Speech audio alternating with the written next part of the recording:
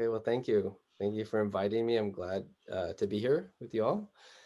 Um, I do understand we have a lot of things going on in the world, but I thought maybe I would just, you know, go back to some basic teachings. I think I think the basic teachings are what we need actually to help us in this time. So starting with impermanence, as we know, change is constant. And for me, this last year really exemplified change, being the pandemic and political strife. Over here in California, we had the fires, which were really just awakening for me to be hiking one day and then the next day see that place has been burned down.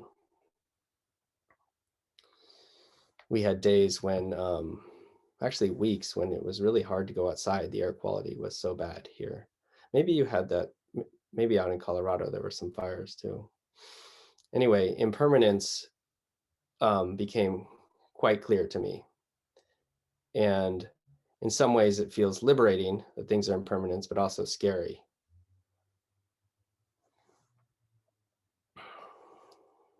For me, I feel like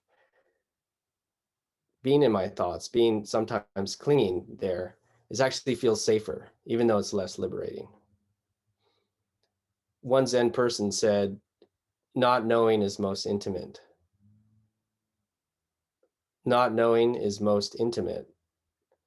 So not knowing can bring us to this moment and can set us free.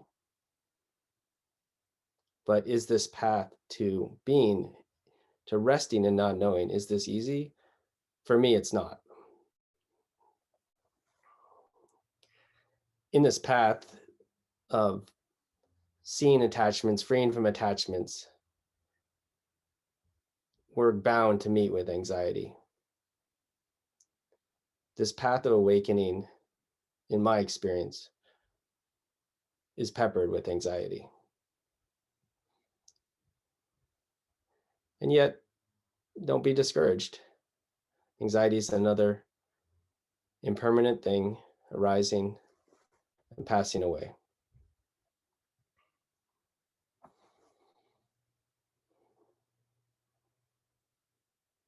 So in this stream of impermanence, in this stream of this world we're in, sometimes I think the Buddha likened it that we need a raft to help us.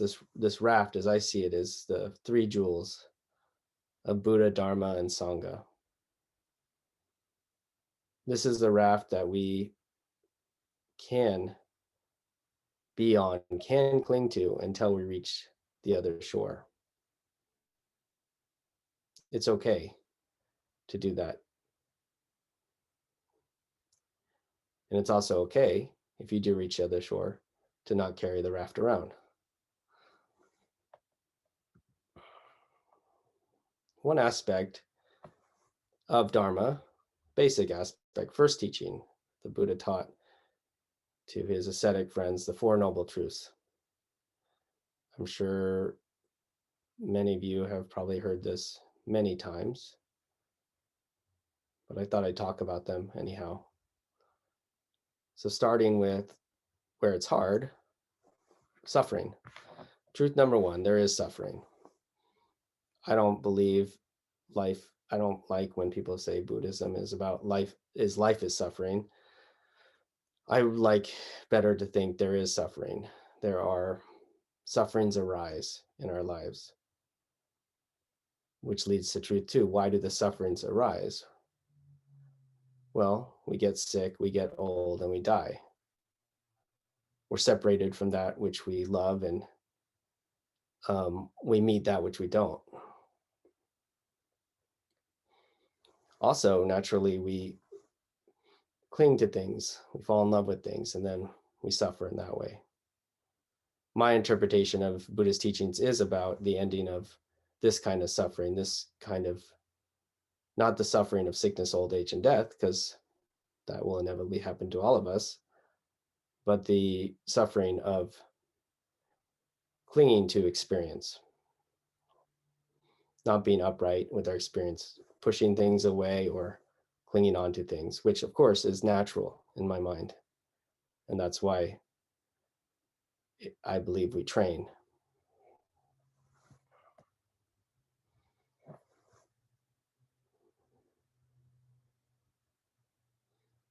We train to notice, oh, that's pleasant or that's unpleasant. But again, it's impermanent. Watching it arise, persist, and pass away.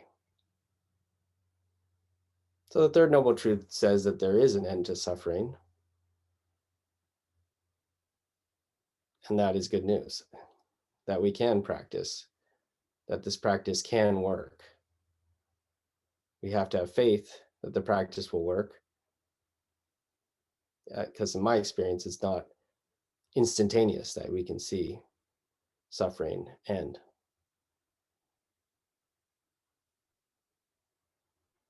Although when I was sitting with you all before the talk, it felt pleasant to me. And I didn't want it to end. But it ended, the bell rang, and now here we are. So the more I can, if I keep thinking about that, wanting to be back in that state, wanting to be sitting quietly and peaceful, then there might be some suffering there. So then the Buddha talks about getting out of the suffering. The fourth noble truth is the Eightfold Path, which is right understanding or view, right thought or intention, right speech, right action, right livelihood, right effort, right mindfulness, and right concentration.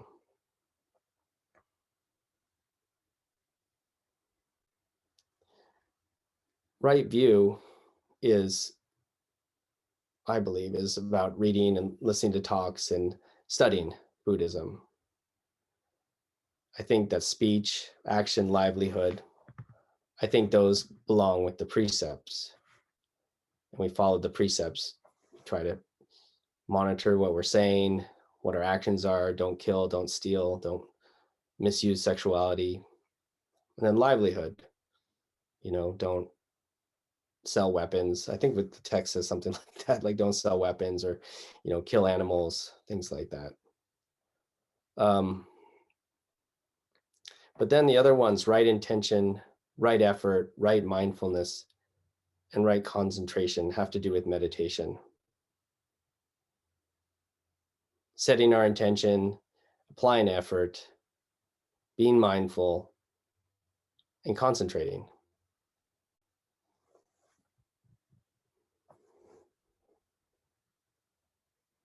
The tradition I come from is Soto Zen, which we practice shikantaza, or just sitting.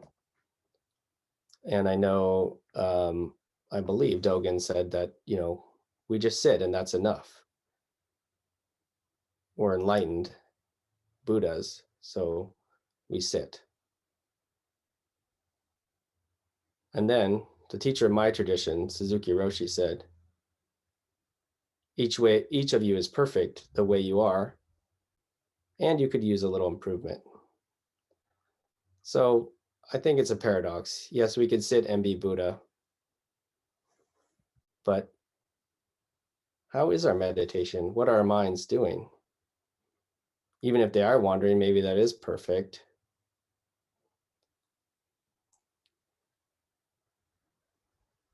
But maybe there is a way to practice meditation.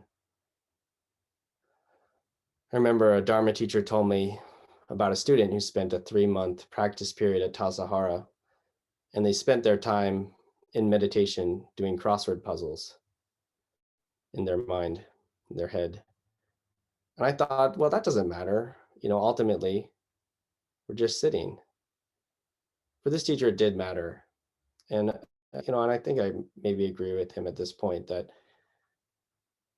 not necessarily good or bad meditation, but maybe we shouldn't be doing crossword puzzles in our head. So in my start, I was introduced to Shishikantaza, which I believe in some ways was hard because there was little instruction. I think the instruction was, fold your legs, sit upright, and think of not thinking. What is not thinking? Non-thinking. So that was my instruction. Later, I left the Zen Center and got a job at Spirit Rock Meditation Center in the Insight tradition. Started hanging out with Jack Kornfield and other teachers who had trained in Southeast Asia. And they taught me meditation techniques. Now, I want to talk a little bit about them and not necessarily say like this is better than Shikantaza, but it is a way of meditation.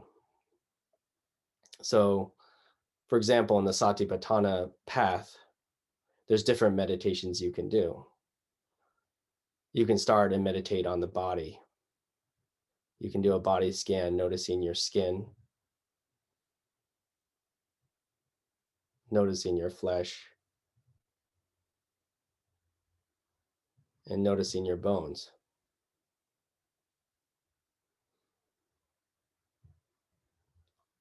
I would recommend this if you feel you're getting lost in thoughts. It's grounding for me to come back to the body, the skin, flesh, and bones. From there, the next stage is, if you want to go in a step, or you could just pick this meditation, is the elements: earth, wind, fire, and water. The earth element being the body, again, back to skin, flesh, bones. Water. Can you hear the blood moving through your body? Can you feel it? Can you feel the heart pumping blood through your body? Fire. Can you feel the heat in your body? And wind. The breath that keeps us alive.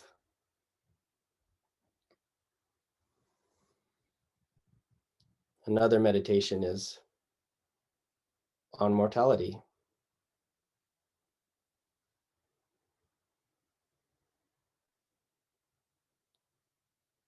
We will all die, and we don't know when.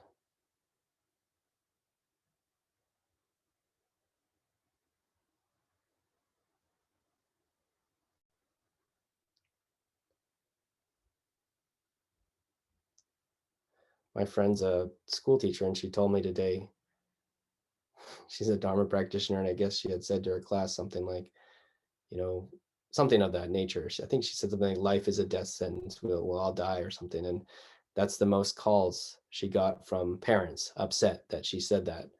So I think in this circle, I can say that, but a lot of people don't particularly like the idea of that truth. My experience with that meditation is it can go really well. When I feel like I was doing it correctly, or it felt okay, I felt very present and very alive and grateful to be alive. When it went wrong, I felt very scared and anxious. It is an interesting one. And I think the Buddha said, or it's written that he said that,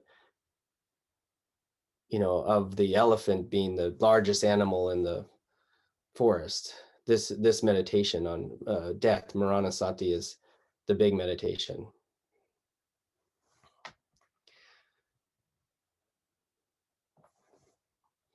Another meditation is meditating on feelings. As we're sitting here, we experience emotions, thoughts, mind objects. Are they pleasant? Are they unpleasant? Or are they neutral? How do they feel?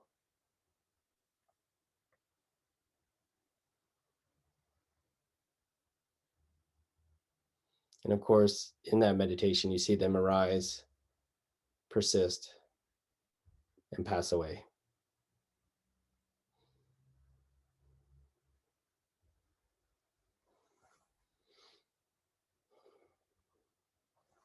Another path, another step would be to meditate on the mind. Am I mindful? Am I not mindful? Am I angry? Am I not angry? I noticed when I was doing this meditation, it was easy for me to notice when there were negative emotions or positive. Oh, I'm feeling love, or I'm feeling compassion, or I'm feeling anger, but I don't usually think, oh, I'm not feeling compassion, or I'm not feeling, or there's an absence of anger. I think that can be helpful.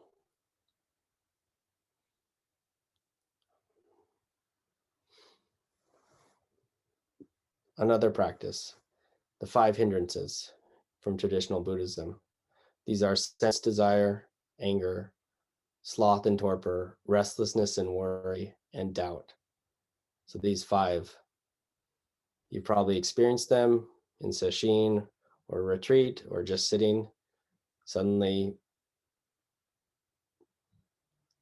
you're craving food, or, falling in love, or something's happening. The sense desire is coming up. Or you're angry. It's funny because the Vipassana people love, I think it might be the same as Zen, but they love to talk about the Vipassana romance, where you fall in love with somebody in a retreat in your mind, and you picture yourselves together, and the first date, and the wedding, and the kids, and the divorce. Like you go through the whole stage, and then, or it goes to anger, the Vipassana vendetta. Somebody, you know, gets in your way or does something to you on retreat, and then you don't like them, and you see this anger. Sloth and torpor, when we get tired. Restlessness and worry, just being agitated. And then doubt, which to me, I know it's spoken a lot in Zen, and it feels, and other religious traditions actually, that doubt, I mean, Christianity, doubting Thomas, that doubt can be helpful on our path if we investigate it. The antidote to doubt is investigation. So if you do experience doubt, yeah, I wouldn't be afraid of it. I would say that's my recommendation. I had doubt recently. I was sitting down in the sesshin to talk to my teacher, and on Zoom like this, and immediately doubt arose. And I told him, and we kind of explored that, and it kind of went away. But it was a mind object that arose. Finally, there's a meditation on the awakening factors, which are mindfulness, investigation, energy, joy, tranquility, concentration, and equanimity. Anyway, those are just some ideas that's coming from the Vipassana tradition. After that, we can come back to just sitting.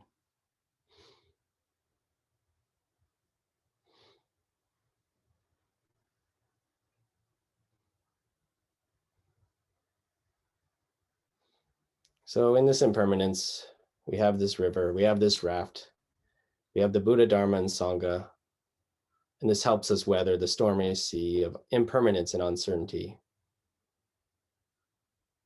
Somewhere we know this too will pass. After the Buddha did speak the Four Noble Truths, one of the disciples, Arya Kondanya, said, "Whatever is subject to origination is also subject to cessation."